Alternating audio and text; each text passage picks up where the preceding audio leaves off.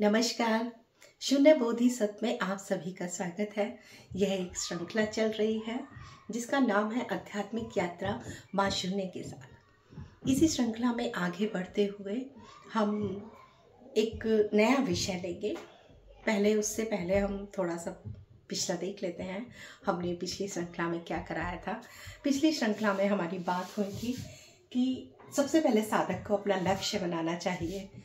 वो आध्यात्मिक यात्रा में क्या चाहता है, अध्यात्म से, दुखों से मुक्ति चाहता है, मानव जीवन से मुक्ति चाहता है, जन्म मरण से मुक्ति चाहता है, निर्वाण चाहता है, शून्यता चाहता है, सहज समाधि चाहता है, या तुरीय अवस्था चाहता है, या निर्विकल्प समाधि क्या चाहते हैं। इसके बाद हमने बात की थी आत्ममूल्यांकन।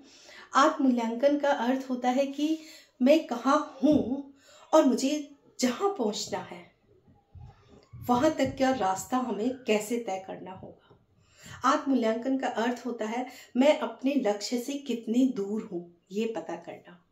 मैं अभी कहाँ हूँ, मेरी स्थिति क्या है, मेरी योग्यता क्या है, ये सब पता करना। तीसरा हम आते हैं मार्ग की खोज। मार्ग की खोज का अर्थ है, जैसे मैं एक उदाहरण देती हूँ।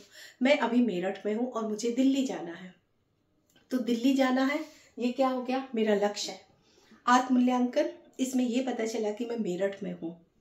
तीसरा है मार्ग की खोज, किस मार्ग से जाना है, बाय ट्रेन जाना है, बाय बस जाना है, या पैदल जाना है, या घोड़ा गाड़ी से जाना है, किसी के साथ जाना है, कैसे जाना है। तो तीसरा होता है हमारा मार्ग की खोज। मार्ग की खोज में भक्ति मार्ग है, तंत्र मार्ग है, योग मार्ग है, कुंडली मार्ग है, ज्ञान मार्ग है। और यहाँ जो साधना कराई जाती हैं वो ज्ञान मार्ग की साधना है। इसके बाद आता है गुरु की शरण में जाना। गुरु की शरण में जाने का अर्थ है कि जिस मार्ग से आप जा रहे हैं उसी मार्ग के गुरु को खोज कर आगे बढ़ना।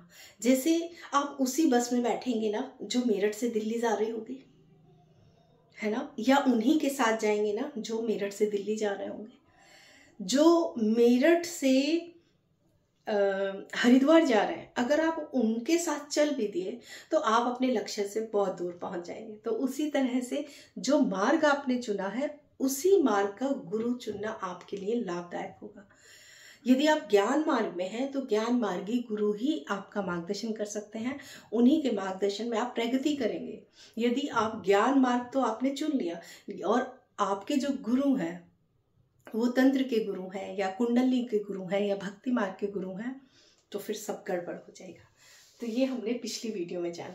अब जो ज्ञान मार्ग में आना चाहते हैं, हमारे साथ चलना चाहते हैं, कदम से कदम मिला के आध्यात्मिक प्रगति चाहते हैं, आध्यात्मिक प्रश्नों के उत्तर चाहते हैं, तो उनके लिए मैं कुछ दिशा निर्देश देना चाहती हूँ।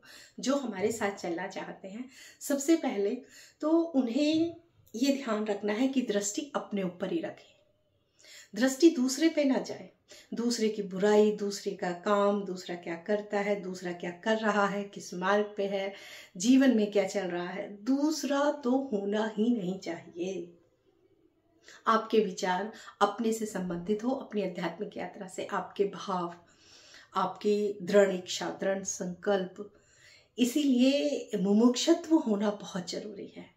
जिसमें मुमुक्षा है सत्य की खोज के लिए, उन साधकों का पर दृष्टि जाना खत्म हो जाता है। तो दृष्टि स्वयं पर लेके आए। दूसरे साधकों से वाद विवाद ना करें। दूसरे क्या कर रहे हैं इसकी आपको चिंता नहीं है।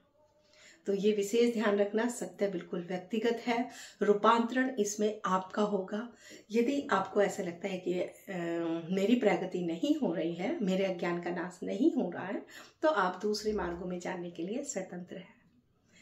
तो हम ज्ञान मार्ग की बात करते हैं। ज्ञान मार्ग का पहला जो हमारा चरण होता है वो श्रवण, जो हमने पिछली वीडियो में भी बताया था। दूसरा होता है मनन। तीसरा होता है साक्षी भाव। अब इसके आगे चलते हैं। इसके आगे ये है कि अब हम इसमें चलें कैसे। ये तो हमें समझ आ गया कि ज्ञान मार्ग हमने चुना, अज्ञान का नाश करना हमारा लक्ष्य हुआ। अज्ञान का नाश करने का अर्थ ये है कि हमें रस्सी में जो सर्प दिखाई दे रहा है, हमने उसको साफ साफ देख लिया कि ये सर्प नहीं है, ये रस्सी है। तो इसी को हम यहाँ पे अज्ञान का नाश कहते हैं। और जिसने ये जान लिया कि ये सर्प सिर्फ भ्रम है, तो उसके दुख, पीड़ा, कष्ट ये सब खत्म हो जाते हैं। इसीलिए ज्ञान मार्ग को बहुत सहज सरल मार्ग कहा जाता है। अब इसमें हमें क्या करना होगा? तो सबसे पहले हमारे साथ जुड़ने के लिए आप क्या करें, हमारा जो संपर्क सूत्र दिया हुआ है, फ़ोन नंबर है, आप ऑनलाइन सत्संग भी अटेंड कर सकते हैं, आप आश्रम में भी आ सकते हैं। और जो पहला कार्यक्रम हम कराते हैं वो कार्यक्रम होता है त्रिज्ञान कार्यक्रम। अच्छी बात ये है कि यह कार्यक्रम ऑनलाइन निःशुल्क आयोजित किया जाता है, आप ही के समय अनुसार, आप ही की सुविधा को देखते हुए, और ये फेस टू फेस केवल आश्रम पर भी कराया जाता है। यदि आप वीडियो के माध्यम से इस कार्यक्रम को करना चाहते हैं तो हमारे YouTube चैनल पर पूरी की पूरी सीरीज है आत्मज्ञान त्रिज्ञान कार्यक्रम की, आप उसे भी देख सकते हैं। इसके बाद हम आगे बढ़ेंगे।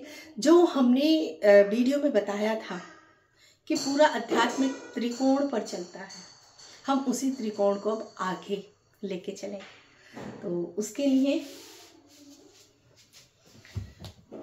आप ऐसा समझ के चलिए कि